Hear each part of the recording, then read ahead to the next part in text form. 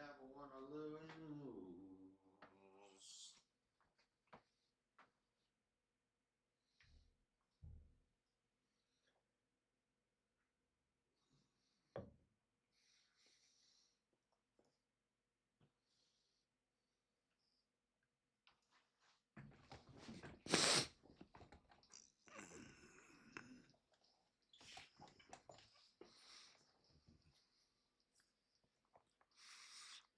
Put up our wall.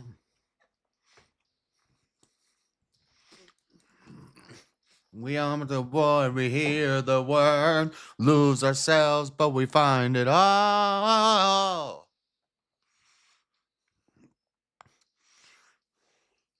We are the ones that wanna play, always wanna go, but you never wanna stay.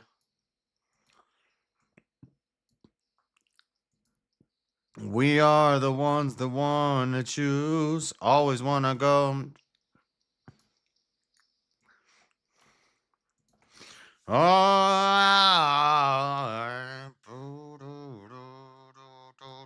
In the sky. Are we live? I didn't even know we were live. How did I get live? Aerials.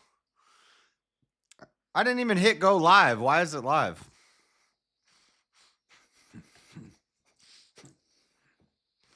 Aerials. So apply when you feel my eternal cries. Aerials. I don't know how we got live. I didn't even hit go live.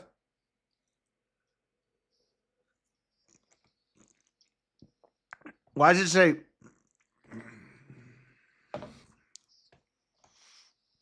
It says auto stop.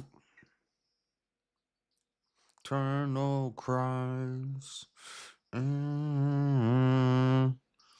does it say auto stop? Hold on a second. There's something wrong here.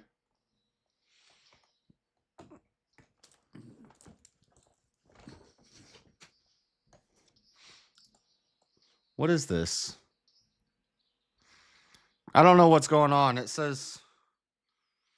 Okay, I gotta take these headphones out. I was jamming out over here. I didn't even know I was live yet. I hope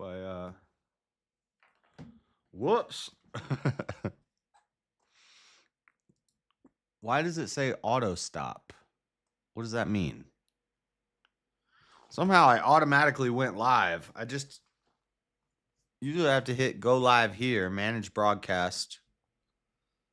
Is this the right thing? Huh? Looks good. Looks like it's working.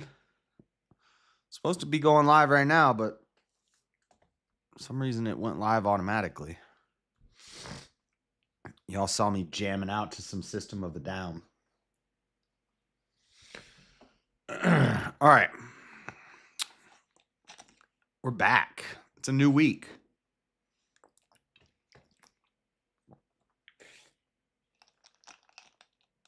All right, guys.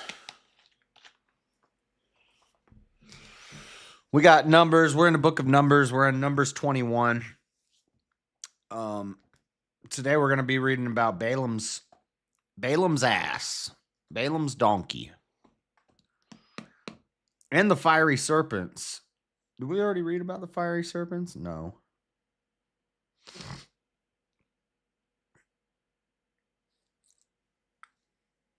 When all the congregation saw Aaron.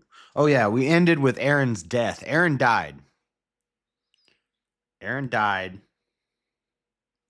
Moses told him, go up on the top of that mountain, strip off all your clothes, all your robes, all the holy priest robes, give them to your son, Eleazar, and you're going to die up there. And Aaron said, okay, God. Guess I don't have much of a choice here. I'm going to do it. And he did. Now we're on chapter 21. This is the fiery serpents. So we got some cool chapters coming up. We got the fiery serpents, and then Israel conquering Sihon and Og. Sihon, R.I.P. Aaron. And then we got Balaam's ass, the story of Balaam's ass, the talking donkey. The talking donkey. I've got legs, Shrek. Wait. I'm making waffles. Onions have layers. Nobody likes an onion. What about a parfait? What's he say? Balaam's ass, the talking donkey. Talking donkey. The donkey. All right, let's get right into it. Chapter 21, the fiery serpents. This should be good. And when King Arad, the Canaanite, which dwelt in the south, heard tell that Israel came by the way of the spies, then he fought against Israel and took some of them prisoners. And Israel vowed a vow unto the Lord and said, if thou wilt indeed deliver this people into my hand, then I will utterly destroy their cities. And the Lord hearkened to the voice of Israel and delivered up the Canaanites, and they utterly destroyed them and their cities. And he called the name of the place Hormah. And they journeyed from Mount Hor by the way of the Red Sea to compass the land of Edom. And the soul of the people was much discouraged because of the way. And the people spake against God and against Moses. Wherefore, again, they're speaking against God and against Moses. Again, wherefore have ye brought us up out of Egypt to die in the wilderness? For there is no bread, neither is there any water. And our soul loatheth this light bread, this manna. They don't like the manna. They're tired of eating the manna, this light bread. Creators adopting live automated. I don't care about that. This is not for money. This is for learning. But I'm not a teacher. We're all learning together.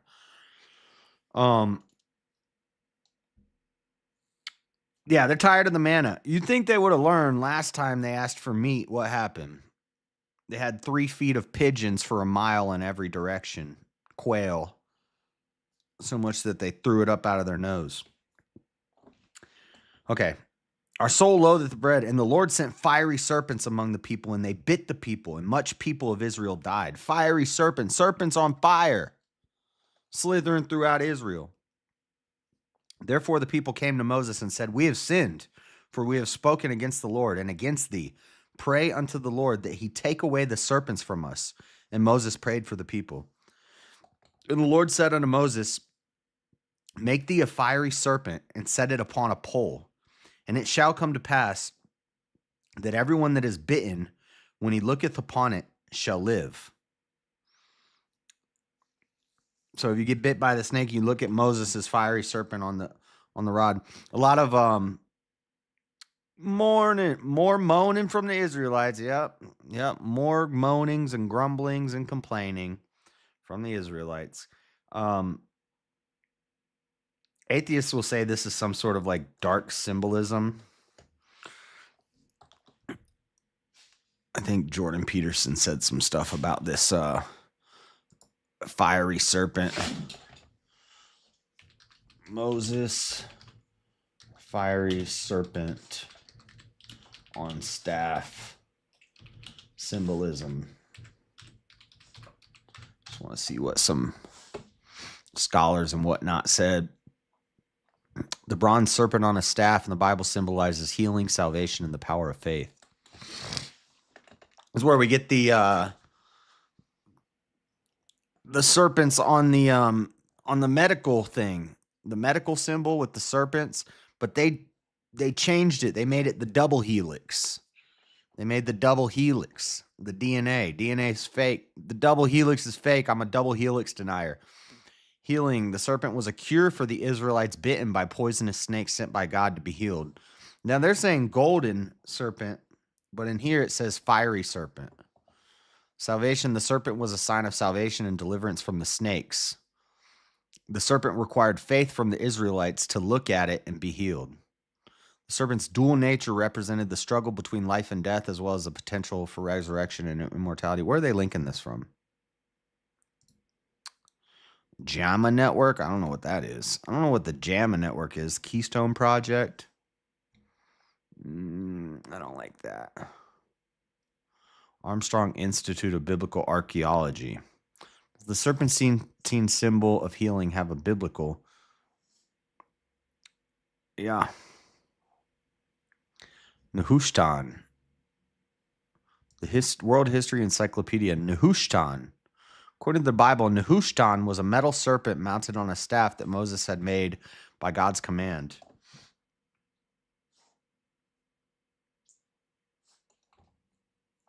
And the Lord said to Moses, "Take thee a fiery serpent and set it upon a pole."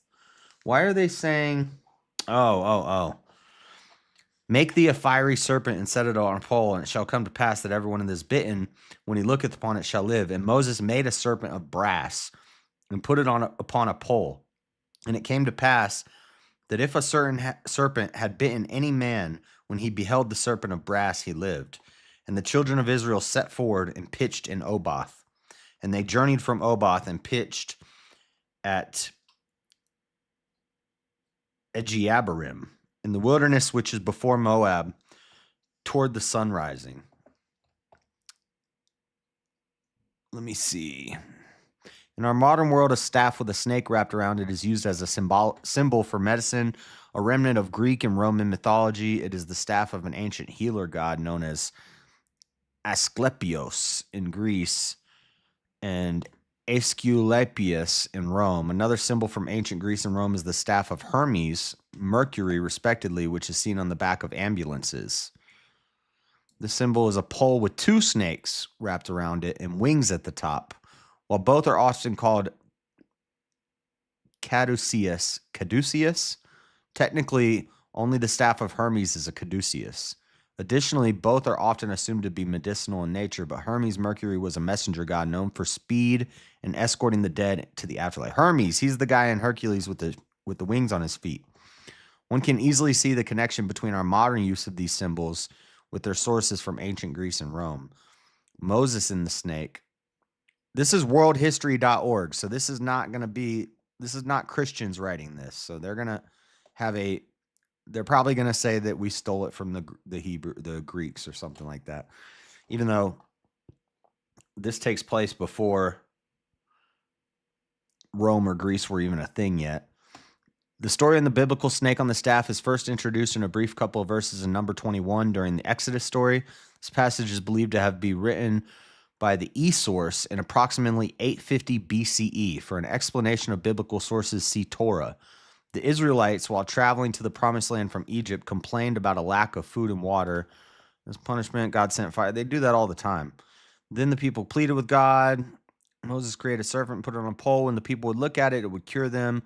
Moses complied and made the serpent out of nekosheth, which means bronze, brass, or copper in Hebrew. From here on, this text will use copper as the translation. Well, King James uses brass. This narrative is reminiscent of ancient Canaanite sorcerers who would fight along serpents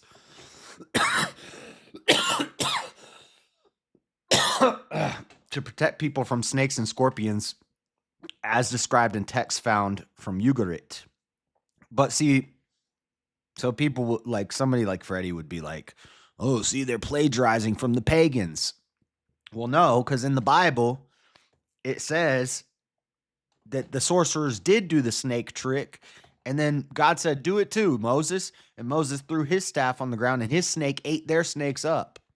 It was God saying, "I can do what they can do, but I can do it better." It's not stealing from the pagans. These texts also include a large portion of spells which were used to cure snake bites. This incident in the Exodus story is quickly passed over in the Bible, and this snake is not heard of again until 2 Kings, when King Hezekiah of Judah, who reigned from either 727 to 698 or 715 to 687 BCE, destroys it because it had by that time become a pagan cult object. See, the pagans steal from us, not the other way around. I hate when people say that. They not been doing the education. I've been doing this more than you. You ain't got the answers. I've been doing the education. When they say pagans stole Christmas, Christians stole Easter, Christians stole Christmas, that's all nonsense. They took a lot of their traditions from Christians who were already doing it. So they had their snake magic. Moses did the snake magic and ate them up. And snakes were actually a symbol before that from the serpent, which is Satan. So it would make sense that a bunch of pagan people would use snakes as magic. That's the serpent. That's Satan. They worship Satan. They give babies to Moloch. So it would make sense that they would do snake magic. Moses made a snake on fire, a burning snake. It was a curse. God sent a curse into Israel. And then Moses made the staff with the burning snake on it. I kind of think of this as like Satan is burning in it, and you look on the staff, you're healed from the snake bites. And then the pagans start to worship the staff because they think it's a good thing. And then later, Hezekiah comes along and destroys it. There's also a passage that is given the name Nehushtan. Hezekiah destroyed many cult objects and places in an effort to reform the Israelites back to monotheism as they were slipping into idolatry and paganism. It is unknown how the object came to have a proper name. Translation and philology. The philology and translation of some of the Hebrew words in this discussion is both fascinating and complicated, yet it is necessary to begin to decode the meaning of Nehushtan. The Hebrew words in this article were extracted from the Interlinear Bible on BibleHub.com. I need to get an Interlinear Bible. I got the Strong, got the Bibles. I need an Interlinear, which uses Westminster Leningrad Codex. In Numbers 21:8, God orders Moses to make a seraph, which derives from seraph, a verb meaning to burn or to be on fire. Technically, in this verse, God told Moses to create a fiery or burning one. That's what it says in verse 7. Or to be on fire. Often figuratively translated to mean poisonous one, as conveyed in Strong's Concordance, although in all other contexts, aside from being paired with snakes, it is translated as burning or fiery in verse 6. Sorry, verse 6, not 7. It was fiery serpents, Neshashim seraphim, which were plaguing seraphim. So seraphim means snake, but it's also a type of angel. Seraphim is Hebrew for angel, or Hebrew for snake.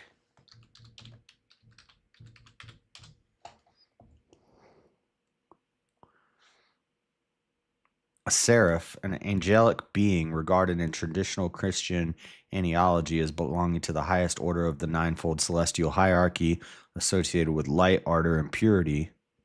Yeah, we did our 9 levels of the angelic hierarchy a while ago. This seraphim has a notation over the A, though, so it's different, I think. Which were plaguing the people. Moses creates a copper serpent, Nachash Nekosheth. This makes an order of appearance by fiery, poisonous serpents, copper serpent. So therefore, a fire will serve as a bit assumption. It is often assumed that because, according to the text, the object did indeed heal people, Moses had created it according to God's specifications, and therefore a fiery one was a serpent. However, that is a bit of an assumption, albeit a fairly common and accepted one. There are passages in Isaiah where the seraphim, standing alone without nekashim, are also listed under serpent in Strong's Concordance. While the words do seem to correlate, it seems too simplistic to interchange them. As stated above, Numbers is believed to have been written roughly around 850 BCE.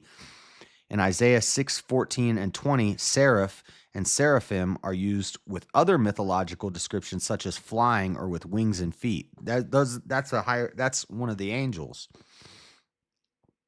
Isaiah 14 and 30. So it's possible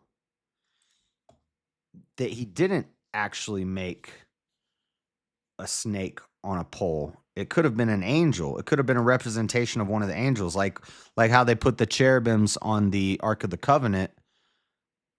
Seraphim could have been referring to an angel on the staff. Isaiah 14 and 30 is believed to have been written no earlier than the mid-6th century BCE, while Isaiah 6 may have been written as early as the late 8th century or early 7th century BCE. Huh. Let me look at the Hebrew roots. Seraph, to burn, to be on fire. Seraph, fiery, burning, or poisonous. Remember, they have far fewer words in Hebrew, so it has multiple meanings. And that's 8313 in the Strong and 8314. Nachash is a snake. So a fiery snake. Seraph, Nachash. Okay. And the seraphim in Isaiah are associated with light. So they were blinding light. So maybe the word they used to describe them was fiery, which would be seraph or seraphim, because they emit light. They're associated with light, ardor, and purity, the highest order of the angels.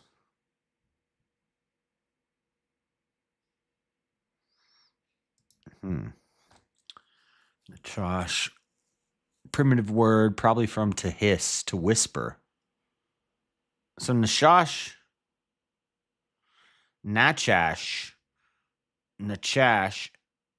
could also mean an incantation. Nakash could mean a snake. Nachuash is coppery. So seraph is fiery or of light, burning. Nachash. So this may not have actually been a snake on a brass snake on a pole. That's just what we assume. And that's why they said it's kind of an assumption, but it's generally accepted that it was a snake on a staff. Interesting. I feel like it would make more sense to have an angel on a staff. But then now it says seraph with an A here instead of an E. Hissing to the ringing of metal bell from the red under the serpent's throat. We can also see a connection to magic, augury, and incantations. Magic was frequently denounced in the Bible, specifically by Isaiah, the prophet to King Hezekiah, who later destroyed Nehushtan. What we do not see is a linguistic connection between fiery and snake. A connection, as mentioned above, is derived from context only.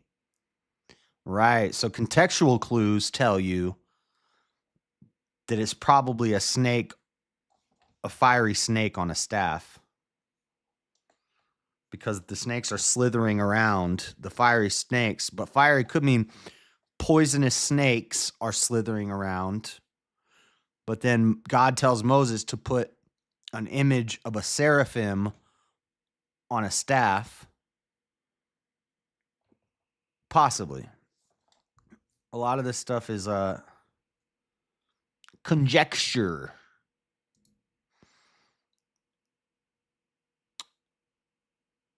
David, morning from Texas. Wouldn't be the Old Testament without a healthy dose of moaning and whining.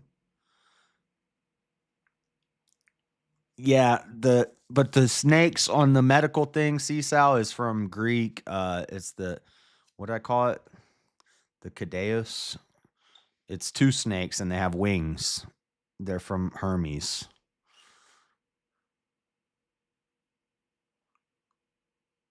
Seraphim with the highest choir of angels.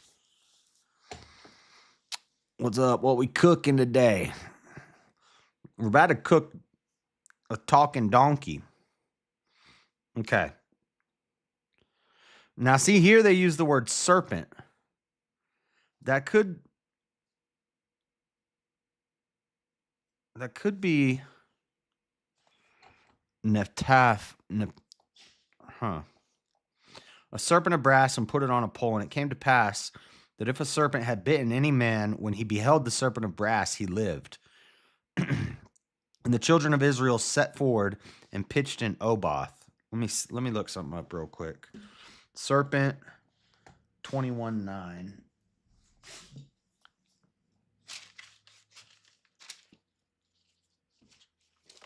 Because I'm betting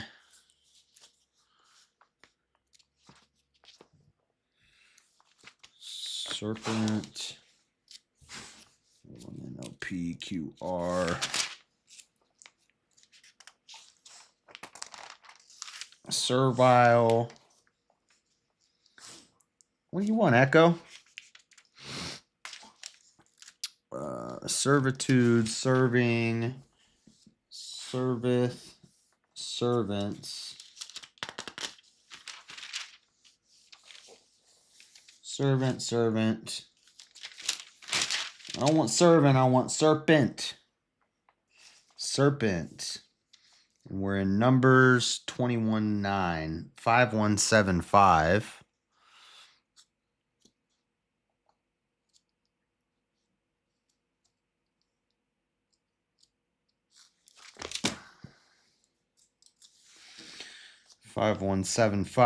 Yeah, it's Nachash.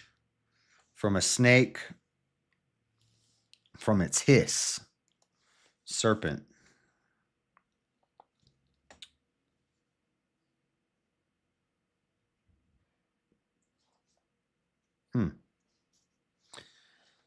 So seraphim is not the snake. Seraphim is the burning. And I think the reason they call the seraphim, the angels, the highest level of the angels, the seraphim, is because they were beings of light. They represented light and purity.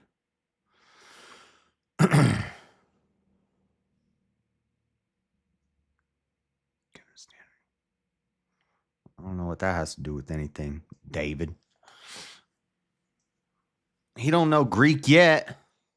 He's learning Greek. How do you type in Greek? Okay. Anyway, I'm just looking into this whole serpent on the staff thing. And they journeyed from Oboth and pitched at, I already read that. Pitched in toward the sun rising is where we left off. Verse 12. From thence they removed and pitched in the valley of Zared. From thence they removed and pitched on the other side of Arnon, which is in the wilderness that cometh out of the coasts of the Amorites. For Arnon is the border of Moab, between Moab and the Amorites. Wherefore it is said in this book of the wars of the Lord, what he did in the Red Sea and in the brooks of Arnon, and at the stream of the brooks that goeth down to the dwelling of Ar, and lieth upon the border of Moab. And from thence they went to Beer, that is the well whereof the Lord spake unto Moses, gather the people together, and I will give them water. Then Israel sang this song. We got a song. Spring up a well, sing ye unto it. The princes digged the well, the nobles of the people digged it, by the direction of the lawgiver, with their staves, and from the wilderness they went to Matana, and from Matana to Nahaliel, and from Nahaliel to Bamoth, and from Bamoth in the valley that is in the country of Moab to the top of Pisgah, which looked towards Jeshimon. And Israel sent messengers unto Sihon, king of the Amorites, saying, Let me pass through thy land. We will not turn into the fields or into the vineyards. We will not drink of the waters of the well, but we will go along by the king's highway until we pass thy borders. He's not going to allow it. And Sihon would not suffer Israel to pass through his border, of course. But Sihon gathered all his people together and went out against Israel into the wilderness. And he came to Jahaz and fought against Israel. Not a good idea, buddy. Even though they complain a lot, God ain't going to let that slide.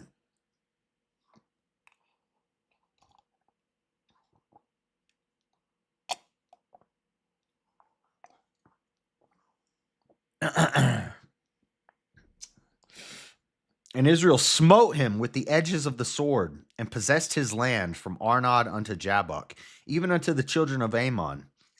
For the borders of the children of Ammon was strong. Strong borders. Smart people.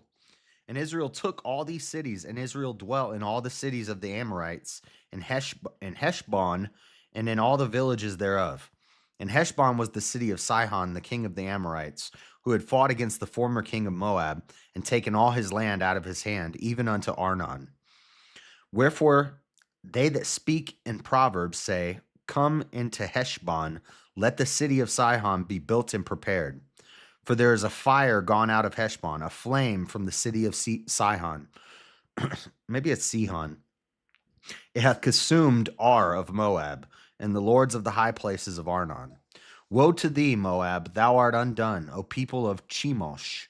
He hath given his sons that escaped and his daughters into captivity, and Sihon, king of the Amorites. We have a shot at them. Heshbon is perished, even unto Dibon. And we have laid them waste, even unto Nophah, which reacheth into Medeba. Dude, the places are harder than the people's names.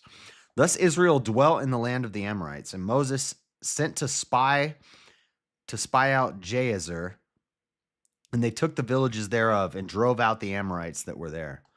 And they turned and went up by the way of Bashan, and Og, the king of Bashan, went out against them, he and all his people, to the battle at Edrei. And the Lord said unto Moses, Fear him not, for I have delivered him into thy hand, and all his people and his land, and thou shalt do to him as thou didst unto Sihon, king of the Amorites, which dwelt at Heshbon. So they smote him and his sons and all his people until there was none left him alive, and they possessed his land. See? They're wiping these people out. They're just trying to travel through. They said, hey, can we travel through here? We're not going to drink your water. We're not going to steal your grapes. We're not going to go in your vineyards or take any of your farmland or anything like that. We just want safe passage. We just want to walk through. And these kings say, no, we're going to kill you. And God says, What did Flipper say? That's what God said. Nope. And they murked them. They did what they got to do. Nice. So Sihon and Og, ain't no sense praying for them no more. They gone. They dead. He did. All right. So we're traveling. We're wiping people out. Chapter 22. Now we're going to learn about Balaam. Chapter 22. And the children of Israel set forward and pitched in the plains of Moab on this side Jordan by Jericho. And Balak, son of Nippor, saw all that Israel had done to the Amorites. And Moab was sore afraid of the people because they were many. And Moab was distressed because of the children of Israel. And Moab said unto the elders of Midian, Now shall this company lick up all that are round about us, as the ox lick up the grass in the field. And Balak, the son of Nippor, was king of the Moabites at the time. He sent messengers, therefore, unto Balaam, the son of Beor, to Pethor, which is by the river, to the land of the children of his people, to call him, saying, Behold, there is a people come out from Egypt. Behold, they cover the face of the earth, and they abide over against me. Come now, therefore, I pray thee, curse me this people, for they are too mighty for me. Peradventure I shall prevail, that we may smite them, and that I may drive them out of the land. For I wot that he whom thou bless is blessed, and he whom thou cursed is cursed. I want the people who are blessed to be blessed, and I want the people who are cursed to be cursed. Help me out, Balaam. Balak is scared. The Israelites cover the land as far as the eye can see. They're moving in force. Pretty sure Joshua and Caleb are a prophecy of Jesus and John. I've never heard that. That's interesting. Never heard that. That's interesting though. Yeah, I mean, isn't Moses more of a, because Moses, just like with Jesus, Moses, the king at the time was killing all the babies, and Moses was hidden, and the same thing happens to Jesus. I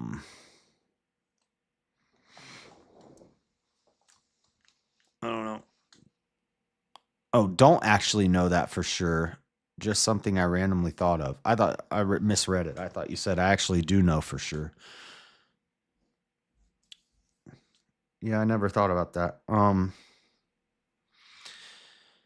the elders of Moab and the elders of Midian. Hold on, I have sticky stuff on my fingers from this smoothie. I'm gonna put some water on it. I hate if I get stickiness on my hand. And that doesn't mean anything gross. Get your mind out of the gutters. It's from my smoothie. Okay. All right. Verse 7. We're in chapter 22, verse 7. And the elders of Moab and the elders of Midian departed with the rewards of divination in their hand. And they came unto Balaam and spake unto him the words of Balak. And he said unto them, Lodge here this night, and I will bring you word again, as the Lord shall speak unto me. And the princes of Moab abode with Balaam. And God came unto Balaam and said, What men are these with thee? And Balaam said unto God, Balak, the son of Zippor, king of Moab, hath sent unto me, saying, Behold, there is a people come out of Egypt, which covereth the face of the earth. Come now, curse me them. Peradventure I shall be able to overcome them and drive them out. So God came to Balaam. Balak comes to Balaam and says, Israel's coming. Pray to God that I can destroy them. So then Balaam meets God. I would say an angel of the Lord, because nobody sees God's face. And says,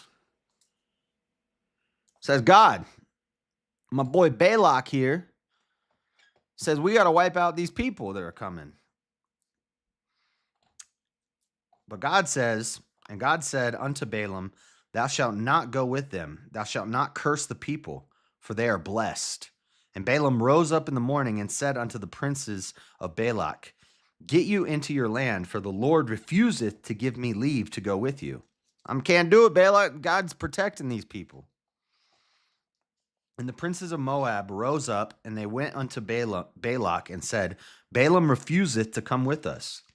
And Balak sent yet again princes more and more honorable than they. And they came to Balaam and said to him, Thus saith Balak the son of Zippor, Let nothing, I pray thee, hinder thee from coming unto me.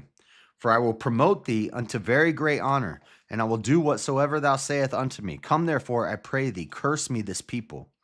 And Balaam answered and said unto the servants of Balak, If Balak would give me his house full of silver and gold, I cannot go beyond the word of the Lord my God to do less or more. Now therefore, I pray you, tarry ye also here this night, that I may know what the Lord will say unto me more. And God came unto Balaam that night and said unto him, If the men come to call thee, rise up and go with them. But yet the word which I shall say unto thee, that shalt thou do. Excuse me. And Balaam rose up in the morning and saddled his ass and went with the princes of Moab. And God's anger was kindled because he went. And the angel of the Lord stood in the way for an adversary against him. Now he was riding upon his ass, and his 2 servants were with him. And the ass saw the angel of the Lord standing in the way, and his sword drawn in his hand, and the ass turned aside out of the way, and went into the field. And Balaam smote the ass to turn her into the way. So, wait. And his sword drawn in his hand. So the angel of the Lord is standing there with his sword in his hand. And the ass turned aside out of the way and went into the field.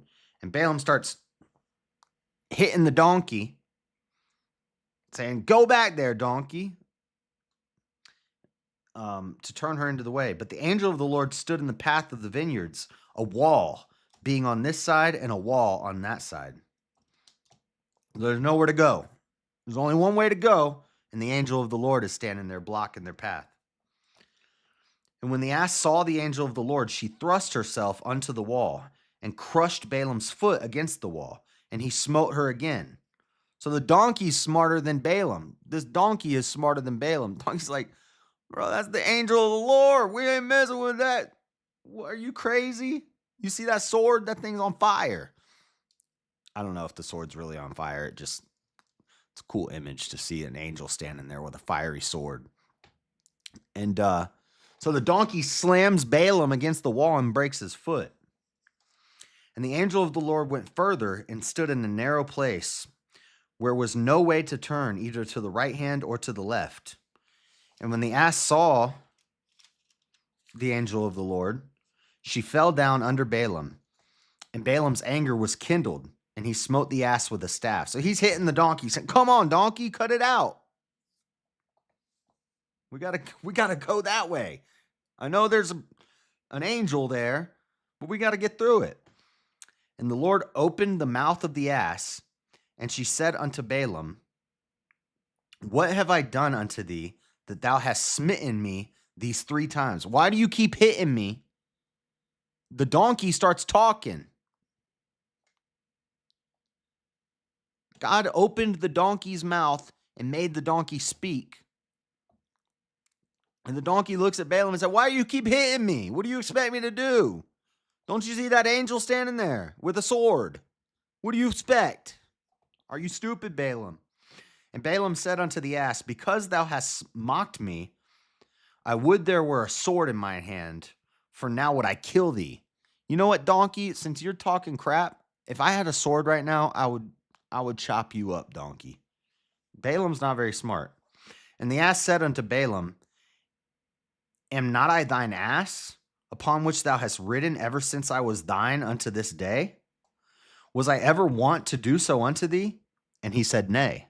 The donkey said, "Balaam, you ride me everywhere. I've been your donkey since I was a little small ass. Now I'm a full-grown jackass donkey, and you're hitting me. What do you expect me to do? I've been loyal to you." And Balaam's like, "You're right. You have been a good donkey." Then the Lord opened the eyes of Balaam, and he saw the angel of the Lord standing in the way, and his sword drawn in his hand, and he bowed down his head and fell flat on his face. So I think what that shows is that up until that point, Balaam couldn't see the angel.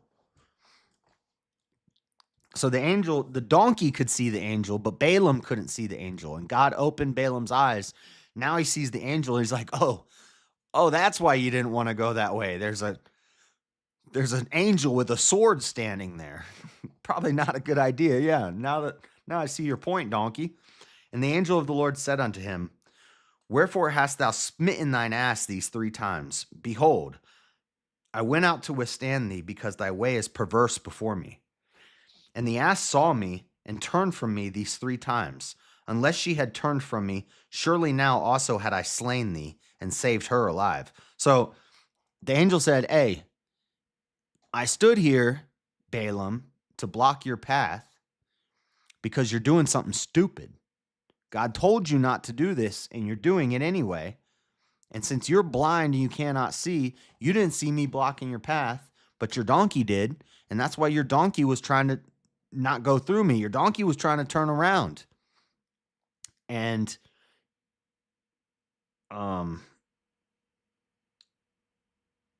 if she hadn't have turned away from me, I would have killed you and not the donkey. Because that's a donkey. I don't expect much from a donkey, but the donkey has more faith than you do. The donkey can see me, and the donkey knew better. But even if the donkey didn't know better, I would have killed you and not the donkey. And Balaam said unto the angel of the Lord, I have sinned, for I knew not that thou stoodest in the way against me. Now therefore, if it displeases thee, I will get me back again. I'll turn around, please. Please, sir. And the angel of the Lord said unto Balaam, Go with the men, but only the word that I shall speak unto thee, that thou shalt speak. So Balaam went with the princes of Balak. And when Balak heard that Balaam was come, he went out to meet him unto a city of Moab, which is in the border of Arnon, which is in the utmost coast. And Balak said unto Balaam, Did I not earnestly send unto thee to call thee? Wherefore camest thou not unto me? Am I not able indeed to promote thee to honor? And Balaam said unto Balak, Lo, I am come unto thee. Have I now any power at all to say anything? The word that God putteth in my mouth, that shall I speak. And Balaam went with Balak, and they came unto Kijeth-Huzoth. And Balak offered the oxen and the sheep, and sent Balaam and to the princes that were with him. And it came to pass on the morrow that Balak took Balaam and brought him up into the high place of Baal, that thence might see the utmost part of his people. So that's a pretty crazy story. It's not over yet. Chapter 23.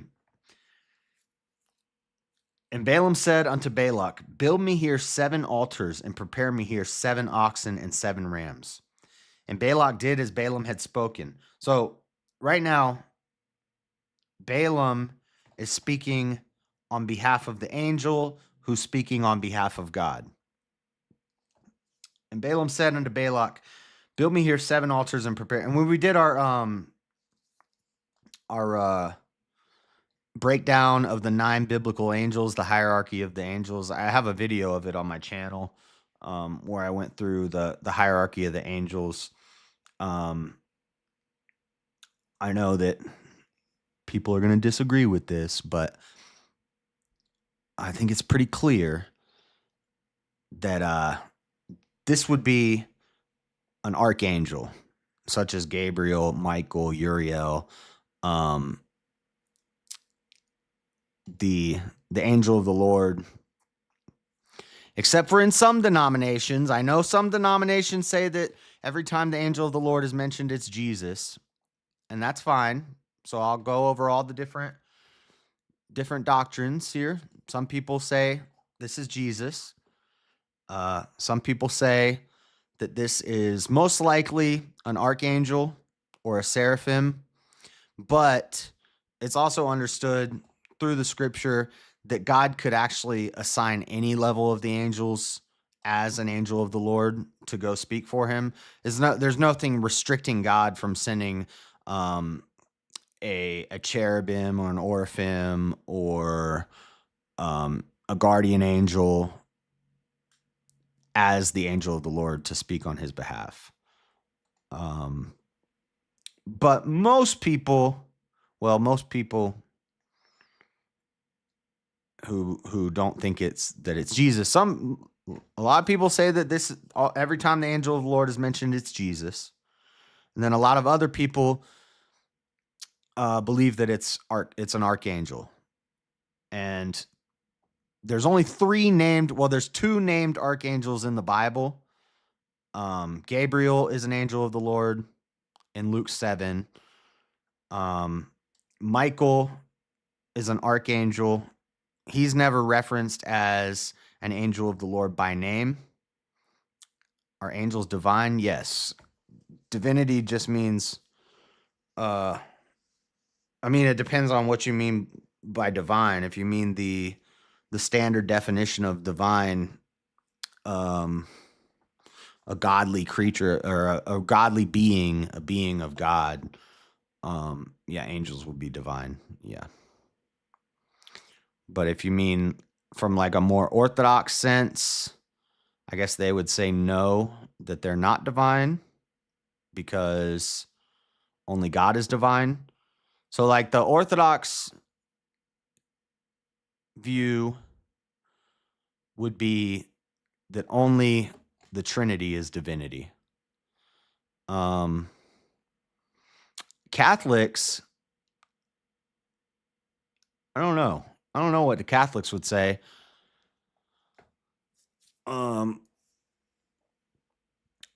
But and it also depends on how you're using the word divine. Because just the standard definition, if you just Google divine,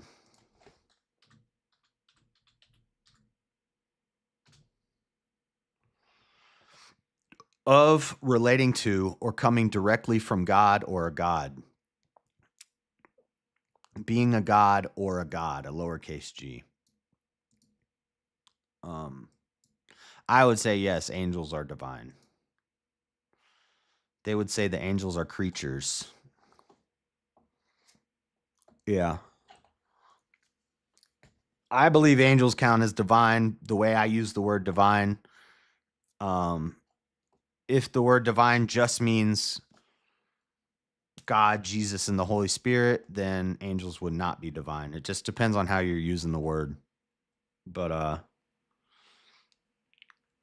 anyway, do a cooking stream and make cornbread.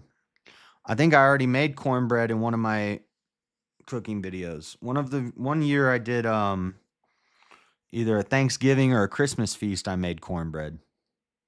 It was pretty good. It was pretty good. Okay. So, in my opinion, and what I've learned through studying this my whole life, is most likely this is an archangel. That's what I believe. And I don't just, it's not just something I'm pulling out of nowhere. If people disagree with me, that's fine. Maybe I'm wrong. I'm not saying that I know for sure. It's just what I believe. One could say we all have a spark of the divine. I agree, John. If you have the Holy Spirit, and you're one with God, as Christ is one with God, as we're commanded to be by Christ, then yes, we would all have some divinity in us. Your soul would be divine. It's metaphysical. And I'm sure I'm probably making a lot of people mad right now. They're going to call me a heretic, but I don't really care. And Balaam said unto Balak, build me here. I've been studying this my whole life. I'm not just like making stuff up here. And Balaam said unto Balak, build me here 7 altars. I already read this. And Balak did as Balaam had spoken. And Balak and Balaam offered on every altar a bullock and a ram. And Balaam said unto Balak, stand by thy burnt offering, and I will go. Peradventure the Lord will come to meet me, and whatsoever he showeth me, I will tell thee. And he went to an high place.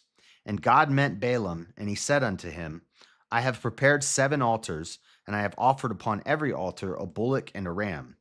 And the Lord put a word in Balaam's mouth, and said, return unto Balak, and thus thou shalt speak. And he returned unto him, and lo, he stood by his burnt sacrifice, he and the princes of Moab. And he took up his parable and said, Balak, the king of Moab, hath brought me from Aram out of the mountains of the east, saying, come, curse me, Jacob, and come, defy Israel. How shall I curse whom God hath not cursed? Or how shall I defy whom the Lord hath not defied? From the top of the rocks I see him, and from the hills I behold him. Lo, the people shall dwell alone, and shall not be reckoned among the nations. Who can count the dust of Jacob, and the number of the fourth part of Israel? Let me die the death of the righteous, and let my last end be like his. And Balak said unto Balaam, What hast thou done to me? I took thee to curse mine enemies, and behold, thou hast blessed them altogether? And he answered and said, Must I not take heed to speak that which the Lord hath put in my mouth? And Balak said unto him, Come, I pray thee, with me unto another place, from whence thou mayest see them. Thou shalt see but the utmost part of them, and shalt not see them at all. And curse me them from thence. So he said, I'm going to take you to a high place, and you're going to see them. You're going to see some of them, but you're not even going to see them, because that's not even, that's just a little bit of them. You're not going to even be able to see all of them.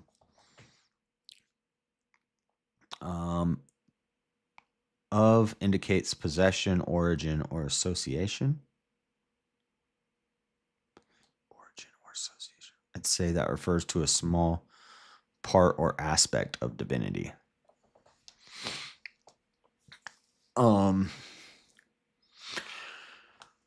from the top of the rocks I see him, and from the hills I behold him, and lo, the people shall dwell alone, and shall not be Oh, I already read that. Where were we?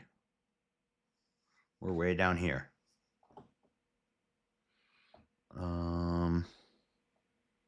Okay. Verse 14.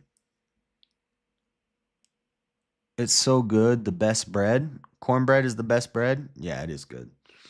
And he brought him into the fields of Zophim to the top of Pisgah, and built 7 altars, and offered a bullock and a ram on every altar. And he said unto Balak, Stand here by the burnt offerings, while I meet the Lord yonder. And the Lord met Balaam, and put a word in his mouth, and said, Go unto Balak, and say thus. And when he came to him, behold, he stood by his burnt offering, and the princes of Moab with him. And Balak said unto him, What hath the Lord spoken? And he took up his parable, and said, Rise up, Balak, and hear. Hearken unto me, thou son of Zippor. God is not a man, that he should lie, neither the son of man, that he should repent. Hath he said, and shall he not do it? Or hath he spoken, and shall he not make it good? It's interesting that it says right there that God is not the son of man. Jesus is the son of man. That's just an interesting little line there.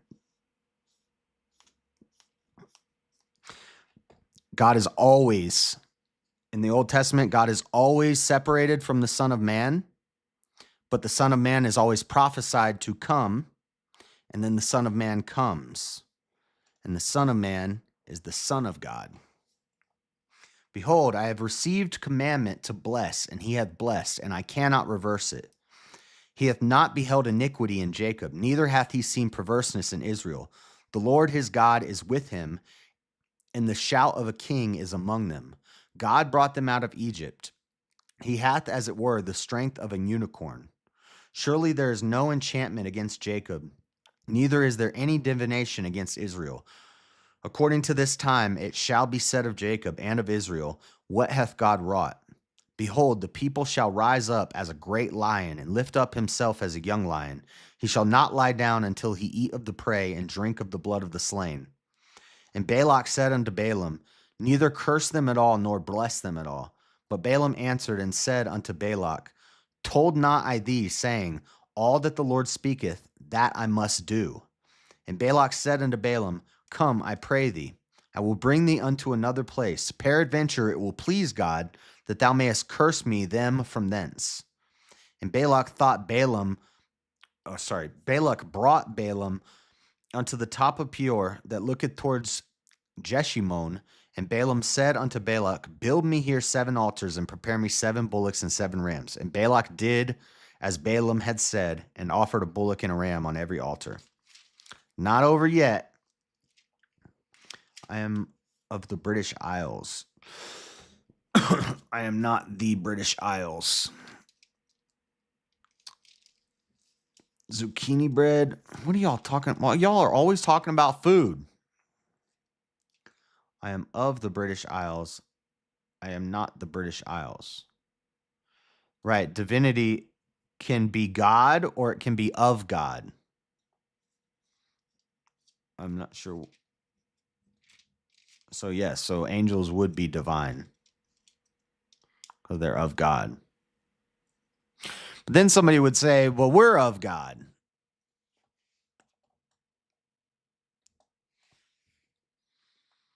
That's why it's kind of, I'm not 100% sure. I'm sure different denominations will say different things on that one. So I'll just leave that one as an I don't know. In my opinion, and based off the way I use that word, I am of divinity. I am not divinity. Right. Well, that's just bad language. It would be, you wouldn't say I am divinity. That's just bad English. You would say I am of the divine. You would not say I am divine. I don't know about all that, John Castle. I don't even know what that means. And when Balaam saw, okay, chapter 24, and when Balaam saw that it pleased the Lord to bless Israel, he went not, as at other times, to seek for enchantments, but he set his face toward the wilderness. And Balaam lifted up his eyes and saw Israel abiding in his tents, according to their tribes, and the Spirit of God came upon him. And he took up his parable and said, Balaam, the son of Beor, hath said, and the man whose eyes are open hath said, he hath said, which heard the words of God, which saw the vision of the Almighty, falling into a trance, but having his eyes open. How godly are thy tents, O Jacob, and thy tabernacles, O Israel. As the valleys are, they spread forth, as gardens by the riverside, as the trees of line aloes, which the Lord hath planted, and as cedar trees beside the waters. He shall pour the water out of his buckets, and his seed shall be in many waters, and his king shall be higher than Agag, and his kingdom shall be exalted. God brought him forth out of Egypt. He hath, as it were, the strength of a unicorn. He shall end up the nations. He shall eat up the nations, his enemies, and shall break their bones and pierce them through with his arrows. He couched, he lay down as a lion, and as a great lion, who shall stir him up? Blessed is he that blesseth thee, and cursed is he that curseth thee. And Balak's anger was kindled against Balaam, and he smote his hands together. And Balak said unto Balaam, I called thee to curse mine enemies, and behold, thou hast altogether blessed them these 3 times. Therefore now flee. So just like he smote his donkey 3 times, now he's blessing Israel to Balak 3 times, and Balak's not happy. What up, crew? What up, crew? What up, crew? Therefore now flee thou to thy place. I thought to promote thee unto great honor, but lo, the Lord hath kept thee back from honor. And Balaam said unto, the Lord has kept you back from honor? Bro, the Holy Spirit of the Lord is inside of Balaam right now. There's no greater honor. There's no like, what are you going to give him, a medal? He has the Spirit of God inside of him right now. He's speaking on behalf of God. There's no medal you can give him or no promotion you can give him that is like more of an honor than this. And Balaam said unto Balak, spake I not also to thy messengers which thou sentest unto me, saying, if Balak would give me his house full of silver and gold, I cannot go beyond the commandment of the Lord, to do either good or bad of mine own mind. Listen to that. Listen to that. Wow. Isn't that interesting? He said, even if you gave me a house full of gold and silver, I cannot do anything other than what the Lord commands me. I cannot do any good or bad of my own mind. But what the Lord saith will I speak. And now, behold, I go unto my people. Come therefore, and I will advertise thee what this people shall do to thy people in the latter days. And he took up, don't let the Mormons hear that. They'll be like, oh, it says latter days. And he took up his parable and said, Balaam, the son of Beor, hath said, and the man whose eyes are open hath said, he hath said, which heard the words of God, and knew the knowledge of the Most High, which saw the vision of the Almighty, falling into a trance, but having his eyes open. I shall see him, but not now. I shall behold him, but not nigh. There shall come a star out of Jacob, and a scepter shall rise out of Israel, and shall smite the corners of Moab, and destroy all the children of Sheth. I bet you that sounds like some prophecy of Jesus. There shall come a star out of Jacob, and a scepter shall rise out of Israel, and shall smite the corners of Moab, and destroy all the children of Sheth. And Edom shall be a possession, Seir also shall be a possession for his enemies, and Israel shall do valiantly. Out of Jacob shall come he that shall have dominion, and shall destroy him that remaineth in the city. Yeah, this is definitely prophecy. This is definitely prophetic of Jesus coming. And when he looked on Amalek, he took up his parable and said, Amalek was the first of the nations, but his latter end shall be that he perish forever. So this is another, so now this is the third time that it's been prophesied that the Amalekites were going to get wiped off the face of the earth. This is the third time now. We're in Numbers 24. It's been prophesied in Exodus, Leviticus, and now Numbers that Amalek, your whole family's going down, buddy.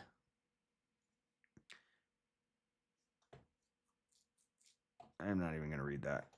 And he looked on, like, I like how people assume to, like, to know, like, and understand. Anyway. And he looked on the Kenites and took up his parable and said, strong is thy dwelling place, and thou puttest thy nest in a rock. Nevertheless, the Kenites shall be wasted until Asshur. I'm going to say Asshur. Shall carry thee away captive. And he took up his parable and said, alas, who shall live when God doeth this? The ship shall come from the coast of Chittim, and shall afflict Asshur, and shall afflict Eber, and he also shall perish forever. And Balaam rose up and went and returned to his place, and Balak also went his way. That's it? They just went separate ways? I guess God had mercy on Balak. Well, because Balak gave up. Yeah, Balak gave up. If Balak would have went and tried to mess with Israel, he would have got wiped out. But Balaam, that's crazy. The Spirit of God went into Balaam and he spoke the words of God. There's a lot in that chapter. There's a whole lot in that chapter. There's prophecy of Jesus. There's some things that, there's a lot of things in there that a lot of people probably don't want to hear. And in chapter 23.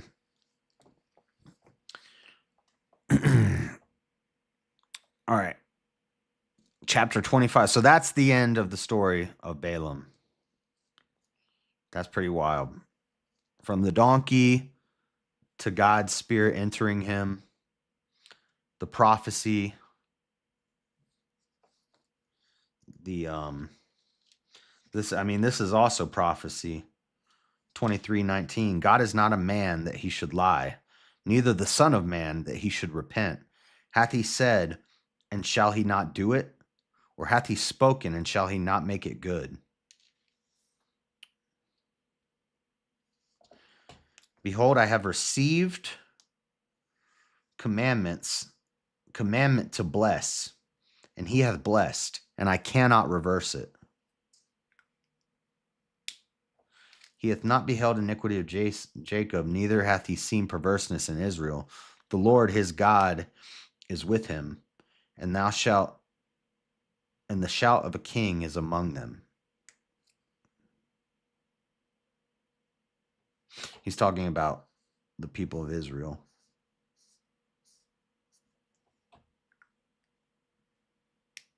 The strength of a unicorn.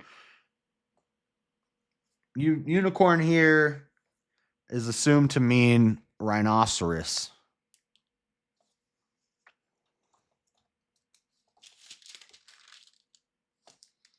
Rhinoceri. What's plural for rhinoceros? Rhinoceroses? Rhinoceri? I don't know. All right, chapter 25. We're like quickly moving through these because these are like interesting stories. Chapter 25. Here we go. Israel is turning to idolatry again. Yeah, this is not good. No bueno. Chapter 25, Israel turns to idolatry. Let me get a sip of the coffee.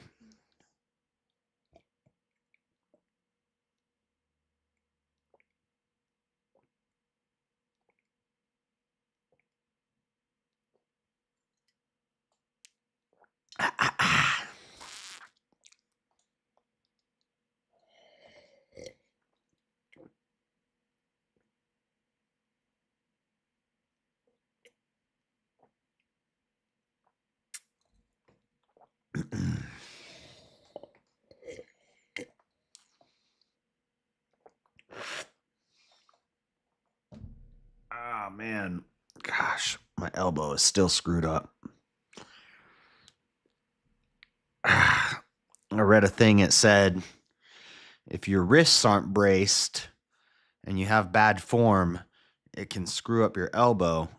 And then you need to let it rest so it can heal up. But I don't ever let it rest. I just keep using it and it's not getting better. It's like right in here. And they said if it's tender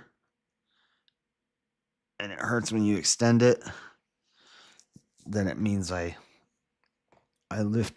probably curled with bad form one day when I was getting back into it because it's been like this for weeks. My hand is still sticky.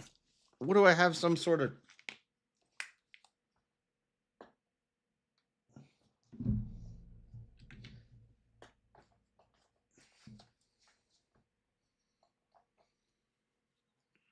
Sorry, 1 second.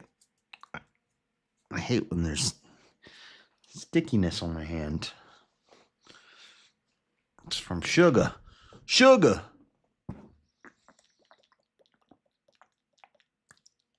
Ain't that right, sugar? Tricep work, it could have been from skull crushers. Maybe I had bad form doing some skull crushers, or it could have been from curling. If I was trying to curl too much weight and my wrist wasn't braced right, or it's from... I do the pull down the ropes and you pull them down. And I was doing skull crushers one day. Maybe that's what did it. If I got wobbly on my skull crushers, but it's not getting better. And the stickiness won't get out of my hand. What the heck is this? It's like tree sap or something. Tree sap is the worst. There's like glue on my finger. What is that from?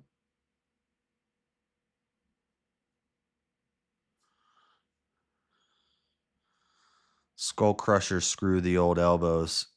Yeah, I think that might be what it... Now that you mention it.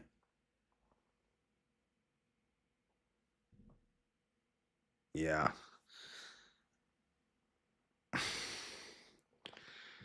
And then they say the only way that you can make it go away is by resting. But what am I supposed to do? Just let my arm get all skinny, let this one not use this one arm at the gym.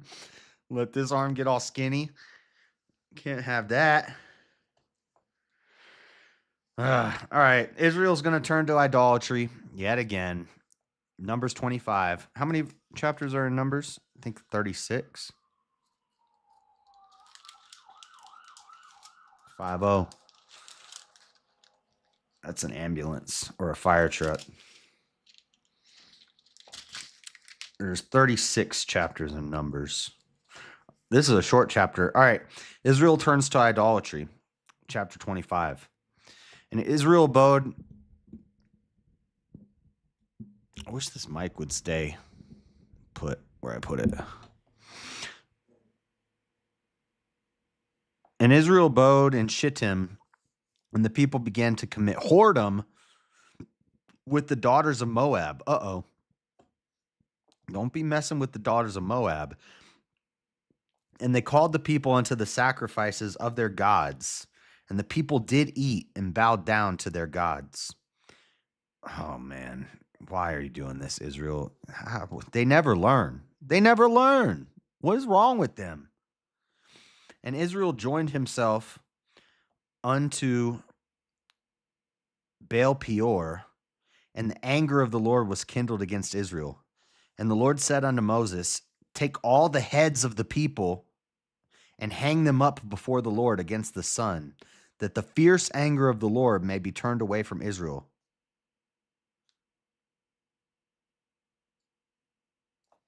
What? Holy moly, God ain't playing.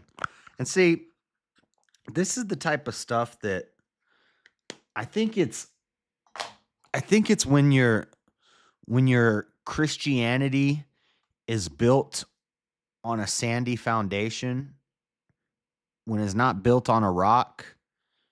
You know, maybe you just go to church because your parents made you go to church and you call yourself a Christian. You don't really know anything about anything. You went to church when you were a kid. You did the altar call. You went down there and you said, Jesus, I accept you as my Lord and Savior. Now I'm a Christian.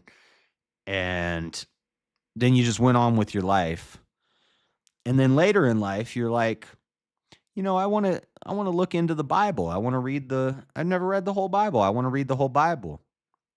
And you start to read the whole Bible and you get to things like this.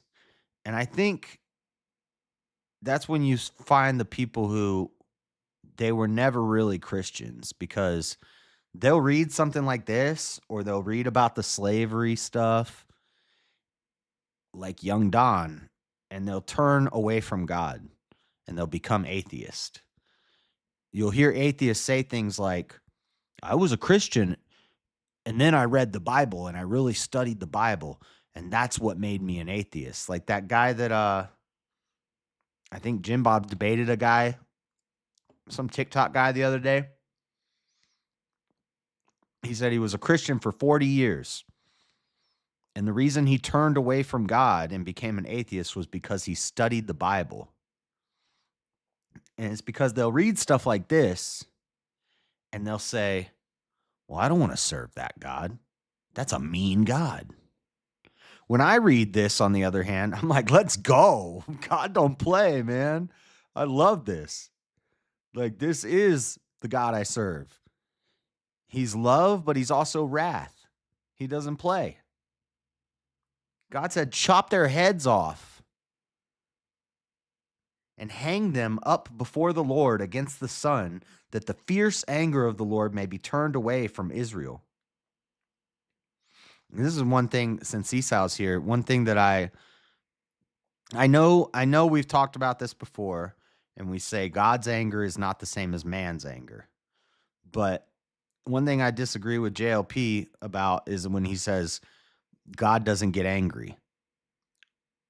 Maybe God doesn't get the emotional, feminine anger that men get, especially nowadays. But God definitely Bro, it talks about God's anger and God's wrath a lot. The Old Testament is very bloody. The Old Testament is serious. Like, he wasn't playing. And it's not a different God now. It's not like God changed. God doesn't change. It's like what I've said to Mosman before. It's two parts of the same coin. And I said it on VK the other night. They say, how come some of these Christians are just like, oh, Jesus is love and it's just all love, love, love. And then other Christians are like, they say the Old Testament Christians and the New Testament Christians. The Old Testament Christians are all about wrath and blah, blah, blah. And the New Testament Christians are all about love. No, there's not one or the other. It's a false dichotomy. It's both together. It's half and half. There's love and there's wrath. I disagree with that, with JLP on that too. God's wrath is all over the Old Testament and in the New Testament. Yeah. Yep. But he does clarify sometimes, and he says, because they'll say, well, what about when Jesus flips over the table? He was angry then, right? And I will agree with him. It's not the same anger that men have. And I agree, men should not be angry. We can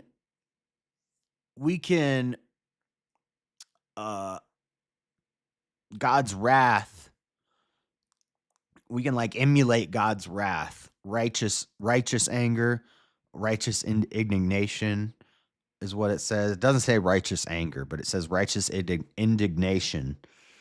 Bible also says God is a jealous God. That seems like an emotion to me. I don't know. I think it's more like a nature. Emotion to me sounds feminine. Emotion to me sounds beta. I don't like the word emotions. Like, if you lose a child and you cry, that's more like your nature as a father. Or if you like, so joy, I would say, is not, but I mean, it's just semantics. It's just playing with words now.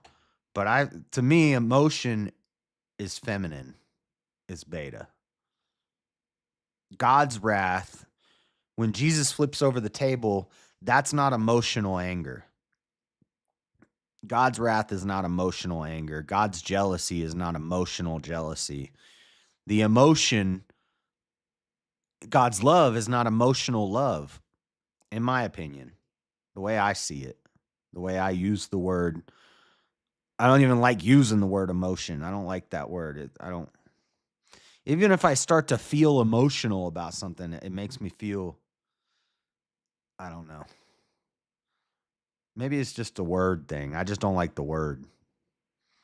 God has anger against sin. We get angry when someone cuts us off on the road. Yeah, God has anger against sin. We get angry when someone cuts us off on the road. Facts. See, that's your righteous nature of anger from God, which is like an anger when you see children, when you see horrible stuff going on in the world. When you see stuff they're doing to kids, when you see, these evil things in the world, and you have like a righteous anger towards that, like, that's Christians, I think, should have that. That's like God's nature. That's the righteous indignation. But getting mad because somebody called you a name, or getting mad because, whatever, that's like a feminine, emotional anger. God's wrath is seen for the 3 hours at the darkness of the crucifixion.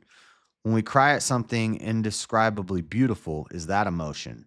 No, I think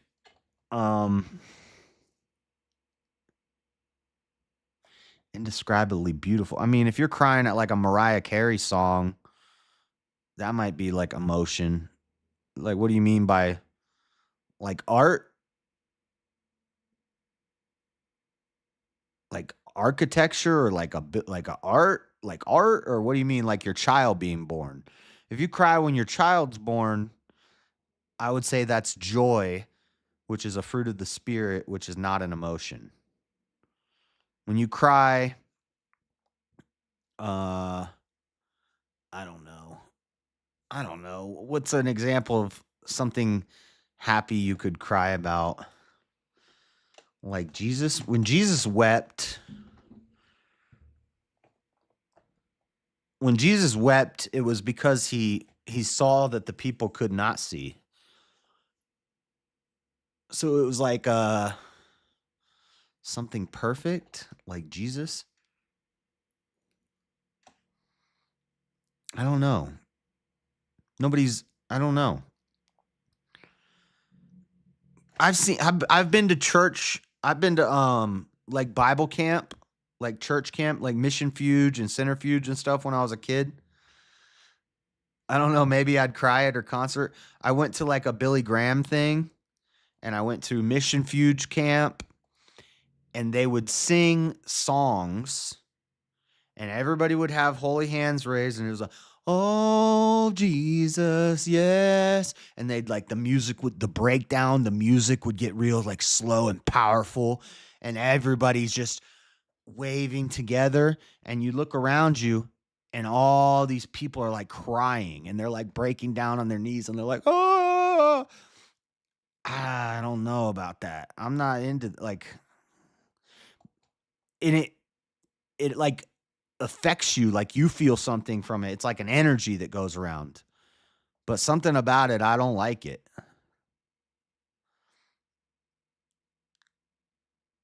Like if we saw Jesus, I have no idea what that would be like, so I don't know. I think a better example is like if you see your child being born and you cry. I think that would be okay. That would not be beta. But like if my dog dies, I'm going to cry. And that's going to be beta. I'm I'll tell you right now, I'm going to be beta. I'm going to be a beta for like 3 days when my dog dies. Like that's 100% when my dog dies, I already know I'm going to be crying like a baby for like 3 days and I'm going to be super Beta! super beta. Why am I crying over an animal? There's no reason for that except for emotion. Selfish emotion, too. My dog died, I wept. I don't blame you. I will too. I still think it's beta. I'm going to be beta. Straight up. Now when your family dies, I think there's a time to mourn for that. And maybe that's not an emotional sorrow. It's not an emotional sadness. It's not a feminine emotional sadness. It's a like a righteous sadness. But you shouldn't mourn them for too long. It's okay to cry like a bee if anybody's dog dies, but especially when your own dog dies. It's okay to cry like a beta. I mean, I honestly don't think it's okay, but I'm gonna do it. I'm not above it. Man's best friend. Yeah, just that. I mean, I don't disagree, but I also think it's beta. I mean, it is. It is. You think like cavemen, when their wolf died, that they cried about it? I don't think they did. Okay, relax. You can't be crying over any dog. WTF. See, Seasal knows. Seasal's like, oh man, you make a grown man cry. And crying because your girl breaks up with you? No, no. That's not allowed, men. That is not allowed.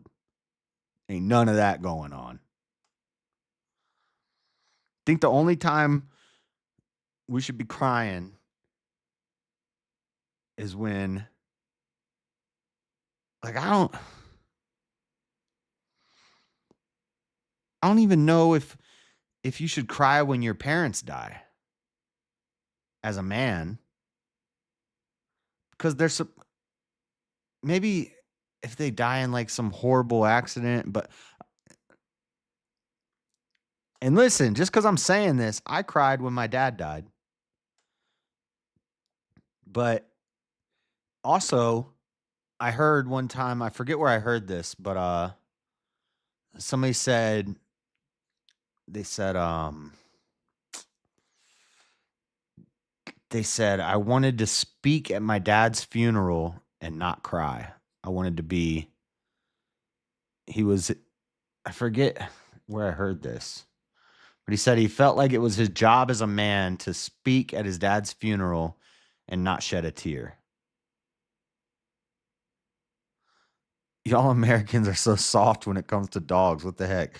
I know. Caesar's like, in Mexico, we just eat them. When they die, we make carne asada with canine asada. We just cook the dog and eat it. When the chief pyramid dinosaur died, he cried. No, but I don't think cavemen were crying when their pet wolf died. They're just like, another wolf. We need another wolf.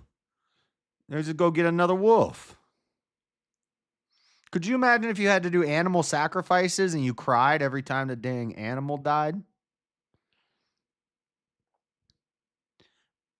I think tears of joy when your kid is born, tears of sorrow and mourning when family members die, specifically brothers, sisters, and children, definitely. And parents is understandable, but I think at some point when you're old, at a certain age, you need to expect that your parents, especially if they're old, you should be ready for it and maybe not cry that much. Cavemen cried and wiped tears with loincloths. Dog tacos. Oh, we will eat the dog. Oh, the dog going up. Okay. What are we even talking about? Oh, we're talking about emotions because of the fierce anger of the Lord. That's where this whole sidebar came from. We're talking about emotions because we're talking about the anger and the wrath of the Lord. And we're talking about how weak Christians will become atheists when they read something like this. The Lord said unto Moses, take all the heads of the people and hang them up before the Lord against the sun, that the fierce anger of the Lord may be turned away from Israel. Now I'm guessing, and I know I've already read this before, but it's been years. But I'm pretty sure Moses is gonna plead with God again on behalf of Israel. Intercessory prayer on behalf of Israel. Moses is gonna step in and he's gonna say, God, have mercy. Again, how many times can God have mercy on them, though? And Moses said unto the judges of Israel, slay ye every one his men that were joined unto Baal-Peor. Oh, no, Moses isn't gonna pray on their behalf. They're gonna chop their heads off. That's what's about to happen. Maybe. And behold, one of the children of Israel came and brought unto his brethren a Midianitish woman in the sight of Moses and in the sight of all the congregation of the children of Israel, who were weeping before the door of the tabernacle of the congregation. They're weeping because they're about to get their heads removed. And when Phinehas, the son of Eleazar, the son of Aaron, the priest, saw it, he rose up from among the congregation and took a javelin in his hand. Uh-oh. Oh, no. And he went after the man of Israel into the tent and thrust both of them through, the man of Israel and the woman, through her belly. So the plague was stayed from the children of Israel. And those that died in the plague were 20. And what plague? The plague of chopping their heads off? What plague? I guess they're saying that them worshiping the idols and whoring themselves out with the daughters of Moab was like a plague.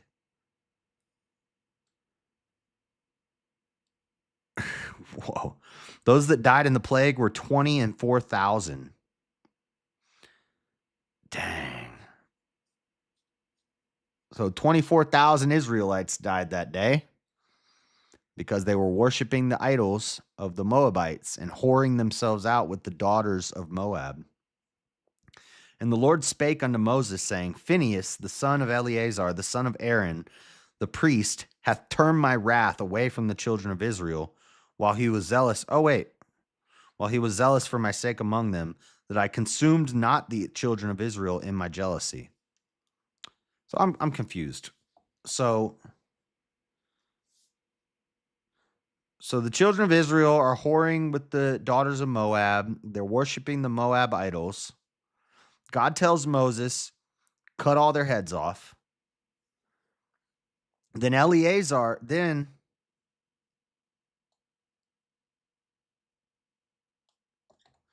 one of the dudes of Israel walks into town with a Midianite woman on his arm, probably laughing like, hey, God, check out this girl I got.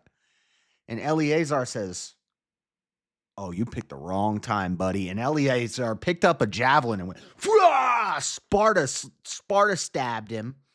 Both of them through the belly. And God said, you know what, Eleazar? I like that. That was nice. You know what? You don't have to cut all their heads off. That was enough.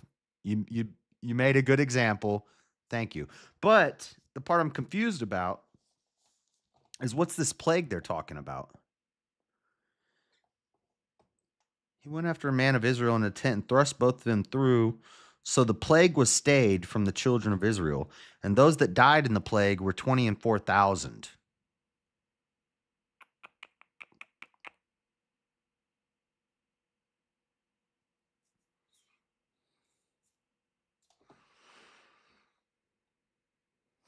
Let me finish the chapter and then I want to look into this because I feel like the plague was the plague of idolatry.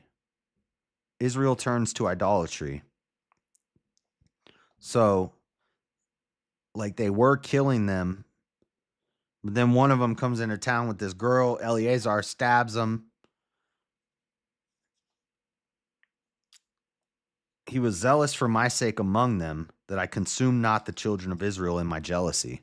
Wherefore say, behold, I give unto him my covenant of peace, and he shall have it, and his seed after him, even the covenant of an everlasting priesthood, because he was zealous for his God, and made an atonement for the children of Israel. Now the name of the Israelite that was slain, even that was slain with the Midianitish woman, was Zimri, the son of Salu, the prince of a chief house among the Simeonites. And the name of the Midianitish woman that was slain was Cosbi, the daughter of Zur. He was head over a people and of a chief house in Midian. And the Lord spake unto Moses, saying, vex the Midianites and smite them, for they vex you with their wiles, wherewith they have beguiled you in the matter of Peor, and in the matter of Cosbi, the daughter of a prince of Midianite, their sister, which was slain in the day of the plague for Peor's sake.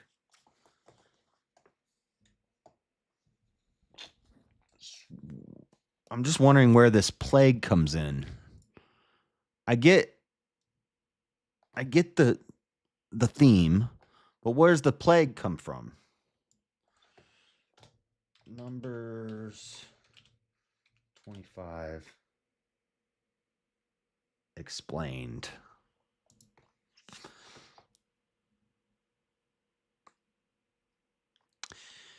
In Numbers 25, the Bible tells the story of the Israelites' involvement with Moabite and Midianite women, which led to idolatry and God's punishment.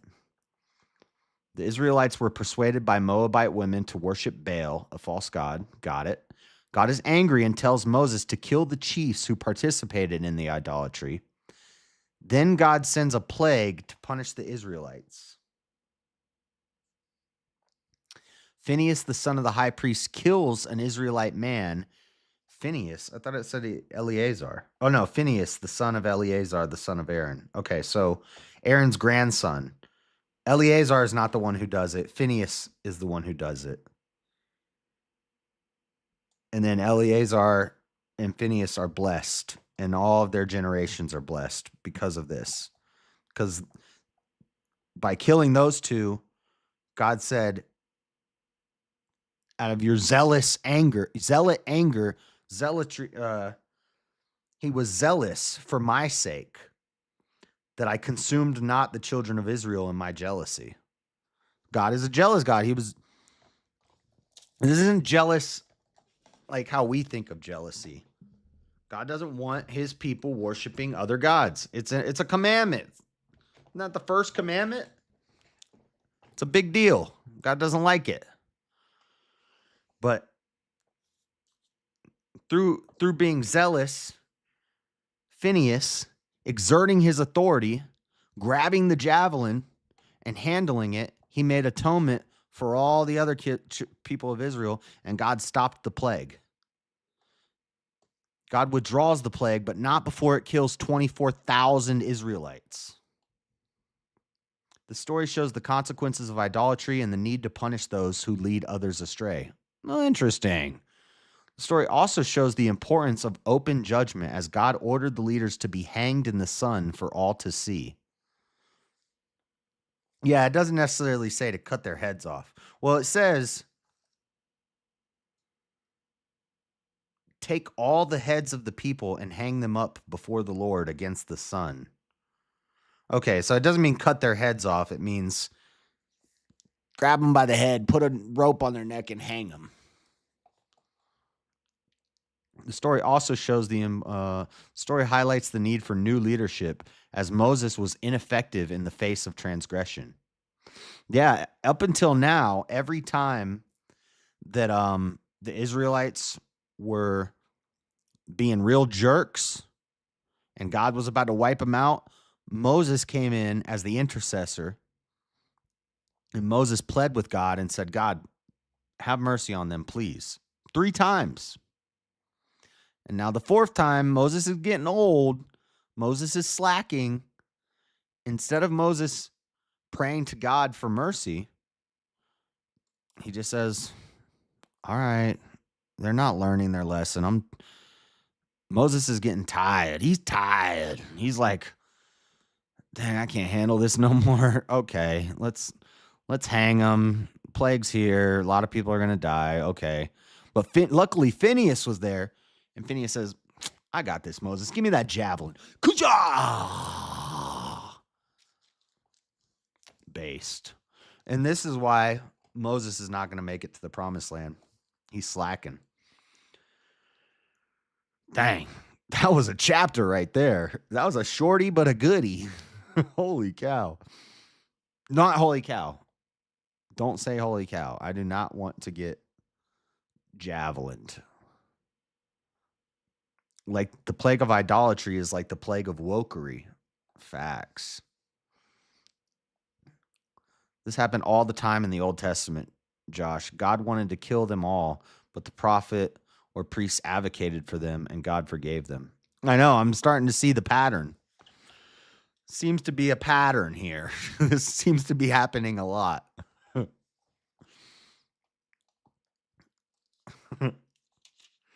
All right.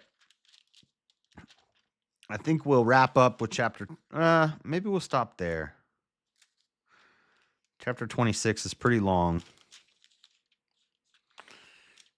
Yeah, chapter 26 is pretty long, and it's almost 12:30. And chapter 26 is the second census, which means it's going to be, oh, yeah. Oh, yeah. The next, 3 pages are begats, pretty much. Oh, yeah. We're going to save this for tomorrow. It's going to be a great time. We got 4 pages of begats coming up. The second census right before they enter the promised land. Yeah, take the sum of all the congregation. Moses and the alias are the sum of the people. Reuben, the eldest son. Notwithstanding, the children of Korah died not. The sons of Simeon after their families. Elon, the family of Elon. These are the families of Zebulunites according to those that were numbered. The sons of Benjamin after their families. And Belion, the Shebubim family. The Shebubites, the sons of Bela. These were the numbered of the children of Israel, 600,000. Unto these the land shall be divided. The Amalekites. Yeah, we're going to save this for tomorrow. So be ready. Chapter 26, we'll do it tomorrow. But once we get to chapter 27 and 28, Joshua steps in. Joshua becomes the successor after Moses. Other than that, though, the next chunk is going to be kind of slow. We've got law, feasts, census, laws, feast procedures, laws, until we get to chapter 30, and then we get the slaughter of the Midianites. So tomorrow is going to be it's going to be a bit of a trudge tomorrow through the next like 4 chapters. I'm probably just going to read very quickly, mispronounce a lot of names, because we got like 4 pages of begats. Then we got law. Then we got feast procedures. And you know how those go. Those are like there's not much I can do content-wise to make that like entertaining. We're just going to read it. I'm just going to read it, go get through it. But then once we get to chapter 31, we get the slaughter of the Midianites. We get more of the wilderness journey. We get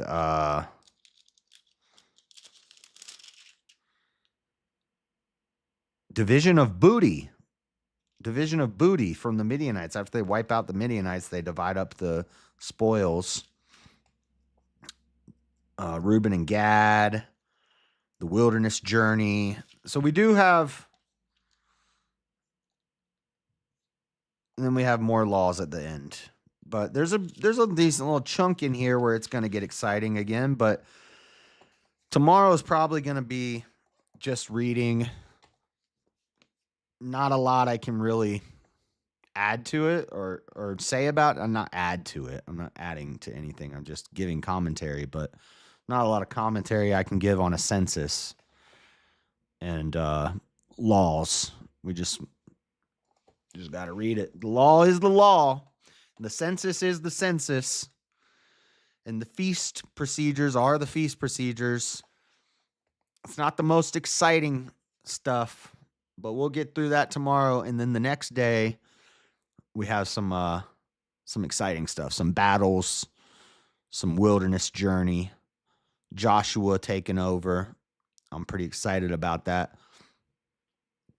And then like the last 3 chapters of Numbers are slow again. So there's like,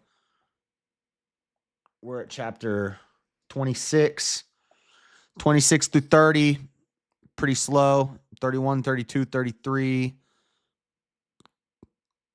Exciting stuff. 34, 35, 36, kind of slow again. Came at the wrong time. Yeah, I'm wrapping up. You missed a good one today. We had some good stuff. We had the flaming serpents. We had Balaam's donkey was a crazy story, and we had the Israelites worshiping idols and Phineas stabbing a javelin through some whore, and the Israelite guy brought a Midianite woman into town, and Phineas took a javelin and went and got him. And God said, "Good job, Phineas. Since you did that, I'm not going to wipe everybody out." But he was about to. But yeah, tomorrow we got like 4 chapters of slow stuff, and then 3 chapters of cool stuff, and then 3 chapters of slow stuff. And then we get to Deuteronomy. And Deuteronomy is more the books of Moses. There's slow chunks and then there's exciting stuff. And then there's slow chunks and then there's exciting stuff. But once we're done with Deuteronomy and we get into Joshua, Joshua's lit. Joshua's a nice chunk of book in the Old Testament. But I'm gonna head out and let me see if there's somebody I can raid.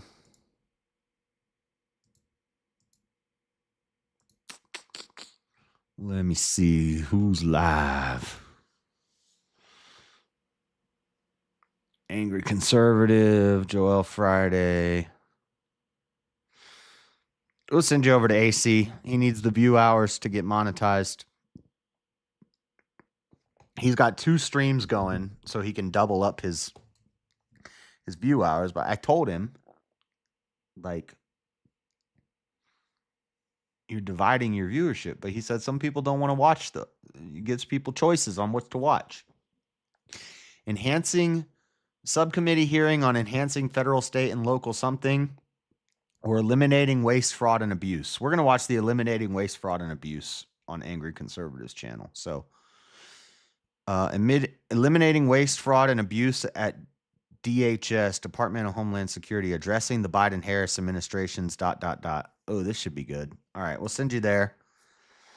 Say what up to AC, and just leave his channel on if you're not going to watch it, or just leave it on your computer or something. Let him get some view hours. And I will see you guys tomorrow. Tomorrow, like I said, we got about 4 chapters of... We got like 4 pages of begats right off the rip tomorrow. So that's going to be exciting. I'm just going to read very quickly and just get through it. But pretty soon Joshua's going to take the gauntlet. So then it's going to get good. But thanks for hanging out, guys. Make sure you hit the like button on your way out. God bless everybody. I will see you tomorrow. Peace.